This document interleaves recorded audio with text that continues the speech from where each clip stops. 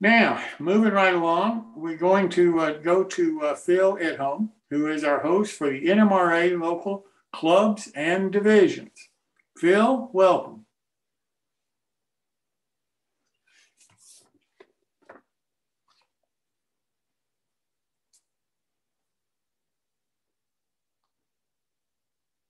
Phil, I've lost you. Pat, is Phil here? He is. He's still here, but he's out. No picture, no sound. At all. No. Maybe he fell asleep at the switch. Well, let me try to start this. Phil was going to talk about the value of 100% NMRA club, and there are a lot of those clubs around the country.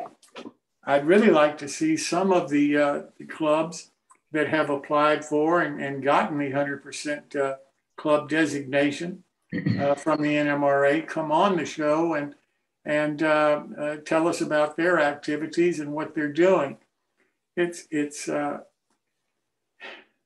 I frankly don't understand why we're having such a difficult time getting clubs and divisions to want to come on the show and talk about their activities. I've heard from some of the sponsors of train shows that they're having the same problem. He's Even back. though I'm sorry? He's back. Phil, are you here? Yes, I am. Okay, we're talking about NMRA local clubs and divisions. Yes. Sorry, we had a major issue here at home, so I apologize for that. No problem. Hope So, everything's all right. no, hang on. Yeah, go ahead. So in some of the show sponsors that I've talked to, they're having the same trouble getting clubs and so forth to come and participate in their shows, even if they offer them a free table. And it seems like we're all kind of shaking our head, wondering why. Because coming on our show doesn't cost them anything. Talking to Phil, he's a nice guy, easy to talk to. So we really encourage the local clubs. Frankly, whether you're 100% NMRA or not, I'd like for you to come on and just kind of talk about what your activities are. Yep. Because again, the reason for doing this segment on our show is because that's how I learned. That's how I found my mentors. I found them in a local club in Detroit called the Detroit United Traction Club. And I found it with the NMRA divisions around the country.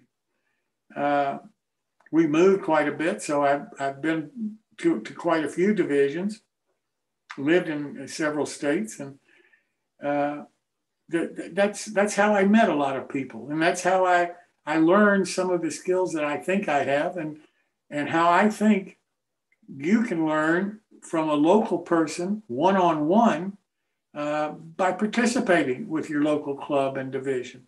And that's why we're trying to do this. It seems to me it benefits the local club and the local division to try to come on the show and talk about what you're doing. Because again, this is live streamed on Zoom, on YouTube, and live on Zoom. So you reach a lot of people, and hopefully it'll gain you some members, or at least have people want to come by and find out more about what you're doing and who you are. And to me, that's all good, both for the club, the division, and for the individual modelers. So we really encourage it. And frankly, as I said, that's why we tried to start this segment in the first place. Now, back to 100% NMRA club. Main benefit that I've heard about is the insurance that's available, the liability coverage. And Jim, I think that's a really important point because, it's interesting. If you have a club with, 20, 30, 40 members and figure that 25 to 50% are probably already NMRA members. to have everybody else join the NMRA is probably less than buying an insurance policy. So, we're actually going through this with a club here locally that they started looking at it and realizing that their insurance was $1,500, $1,800 a year. And, if you have 15 members join at the $50, $60 each level, that's less than the insurance cost. So I think that's a really interesting thought process for divisions to go out and talk to clubs that are not 100% clubs about what they're doing for insurance, because I think a lot of us have kind of lost that fact that insurance is there. So it's not just supporting the NMRA, but it may actually be a better financial decision for the club to make. Exactly. So, exactly. And, and there are a lot of benefits from the NMRA. Again, this show is not a pro NMRA or an anti NMRA. We don't care whether you're a member or not. But I do know, because of my personal involvement, that there's a lot of benefits to a club. You'll get access to a lot of information very easily through the NMRA that it may be more difficult for you to find or to locate, or to have people come in and offer clinics and be involved with what you're doing and help you with your club than without the NMRA. I really believe that. So it's something for you to consider. Whether you should do it, that's up to you. I do know that what Phil says, I've heard before. I've heard of clubs, in effect, paying the members' fees to join the NMRA because it was cheaper for the club to do that than to buy the individual insurance policy. Yep. So the club just paid the dues. It was 100% NMRA. The individual members all benefited by being NMRA members if they wanted to participate in the various NMRA programs, the achievement program being one that I push quite a bit. And, it just made sense from a club standpoint because it was a cost savings. Plus, they got the better insurance coverage than they could buy. There's also the possibility that the individuals then can buy the insurance for their private collections through the NMRA, and it's much cheaper than it would be if you just tried to buy it yourself. So there's another advantage if people look into it to do it. The other thing that Phil and I have talked about is this membership. I think it's $10. No, it's 20. There's a $20. So one of the things the NMRA has done is it's done kind of I call it, for lack of a better word, a starter membership. It's called, I think, Rail Pass, and it's $20. And what it does is get you a 9-month membership. You actually don't have voting rights during those 9 months.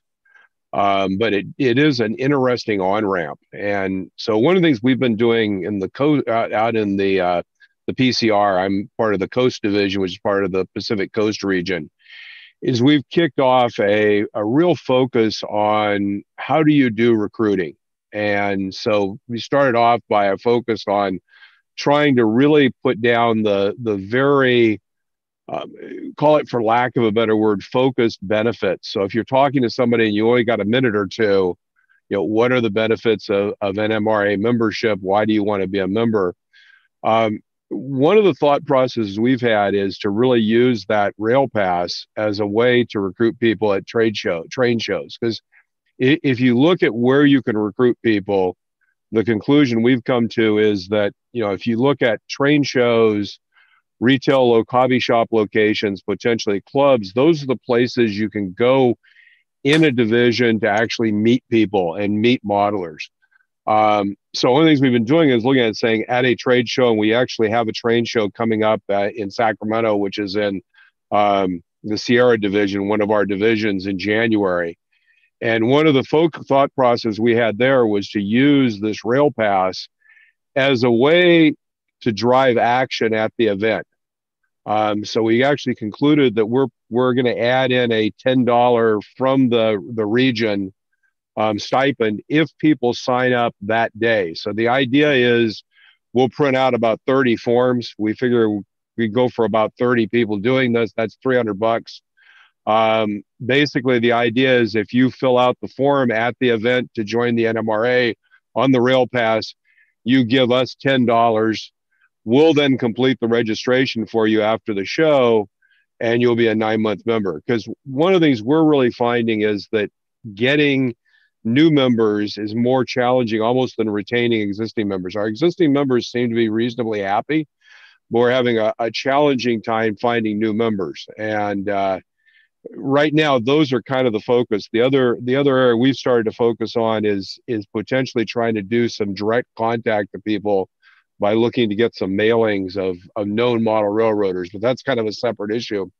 But I think this idea of using the rail pass, I mean, it's an interesting perspective that as a region or a division, you say, how much should we spend a year on our recruiting activities? So that pays for things like, having some sort of a booth backdrop or having a video that you show or whatever costs you have to actually do some recruiting. Because typically the trade shows will let you be there for free, but there are costs associated with it.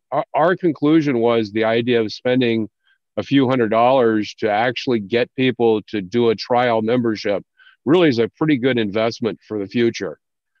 So I think we'll see how that goes, and I'll report back as we try some of these things, some of the messaging we're trying to put together, which really is focused around, what are the key, messages in terms of clear values.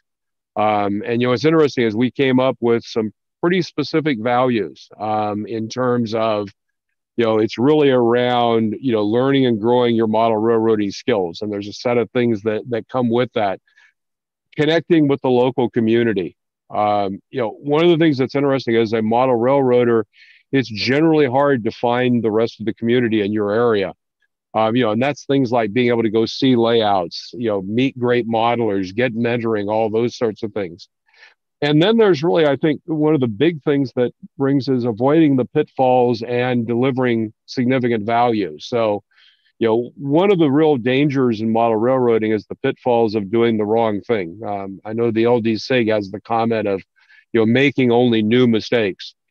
So one of the big advantages is you can figure out what things are the wrong things to do, but then there's also the capability to take really advantage of things like the discount program. So what we're trying to do is kind of encapsulate those things in a very quick way and then convince you, hey, this is something you should try for $10.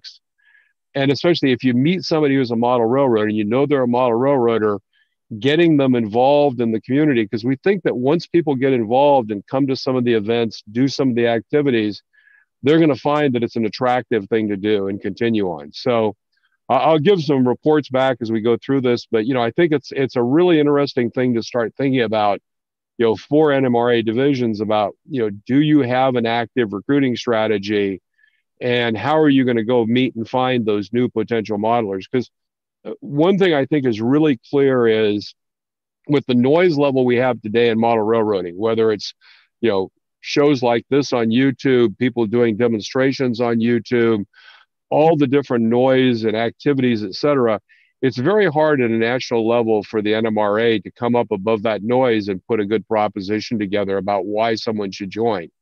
I think really we have to do that locally at the division level, at the regional level. So, one of the things I'd love to do is find out from some of the other divisions, if you're part of a division that's doing recruiting, has a recruiting program, let's, talk about that, get that information out there. We've also engaged with Christina and the folks at the National Marketing Organization to kind of feedback some of the things we're doing, because hopefully those will get distributed to other divisions as well. So fun times. Anyway, Jim, just not a lot of excitement, but an interesting night. And I know I actually have some folks lined up coming up, so we're going to have some interesting discussions going forward in the coming weeks and months. Well, Phil, one of the things, Hank Previs and I were talking the other day, and I said, Hank, I think that it would be really interesting if the local NMRA divisions and the local clubs would consider hosting a session to help the students fill out applications for the scholarships. Scholarships like Walters is offering, scholarships like the club that Greg Cassidy belongs to is offering, scholarships like New Tracks is offering.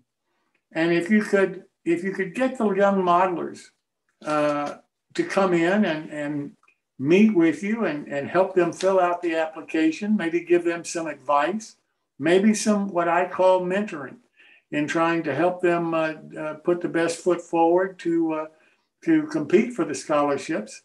I think that might be something that would be beneficial for the local clubs and divisions, and certainly do something that I hear a lot of people talk about, but very few specific answers to, and that's how do you attract younger modelers to participate in model railroading? I think a lot of younger modelers are out there. I think a lot of them may be participating in what I'll call rail famming right now rather than model railroading. But as far as I'm concerned, if that's their interest today, that's great, because that could lead to modeling and being a full-blown model railroader later in life. So I think we've got to take the young modelers where they are in their model railroad experience. And if we can help them try to pay for some of their college expenses, I think that's one of the greatest things that this generation can do for the next generation of modelers. So I'll throw that out to you, but I do think that that's something that the division and local clubs ought to consider. Super. Well, Jim, again, for anyone, just forward me a name of anyone that you think should be on this session, and I'll contact them and talk to them. I know Henry's forwarded me someone, just couldn't do it tonight, so we'll have them on in a future week. So thanks, Jim, and we'll throw it back to you. Yep. Anybody have any questions for Phil or I? Yeah, I have one that we did at our flea market. We offered a free membership to the NMRA at the flea market on a gift giveaway. How'd that go? We got one. Fantastic. And he joined our, yeah.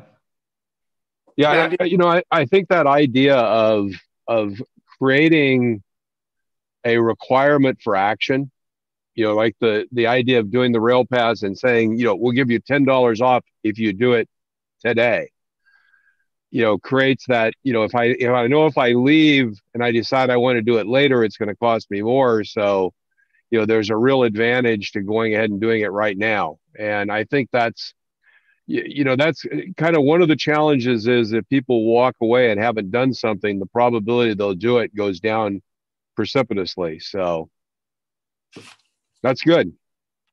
Well, as you know, Phil, I agree with the philosophy of that, because that's part of what our builder loans are. We ask the manufacturers to try to help the modelers who may just, they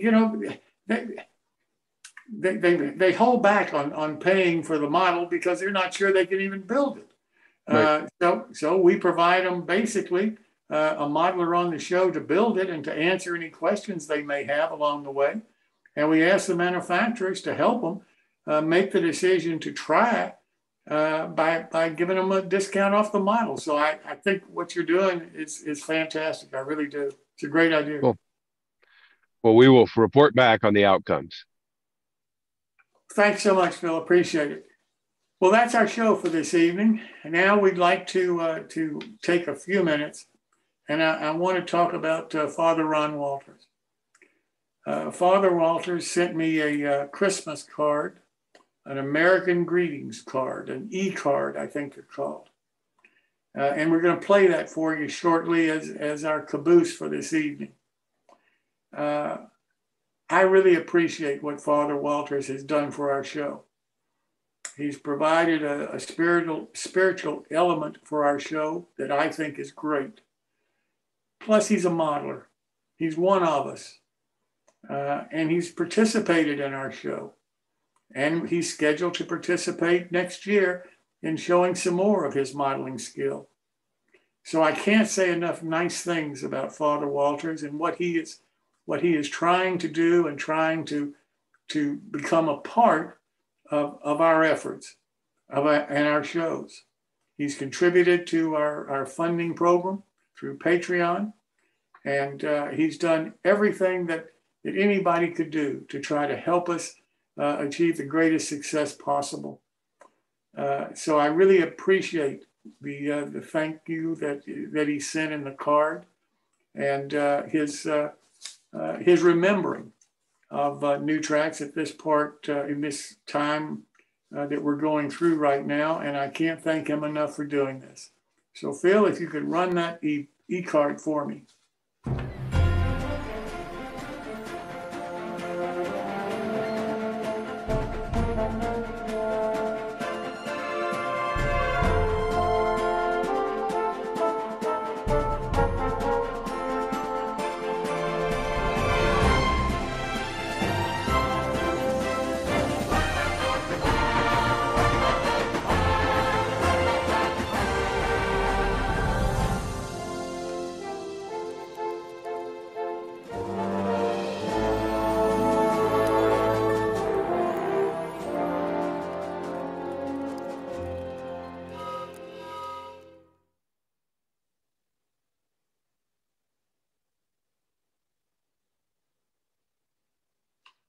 Father Ron, thank you so very much.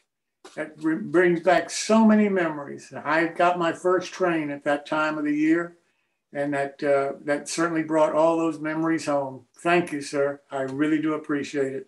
That's our show for this evening.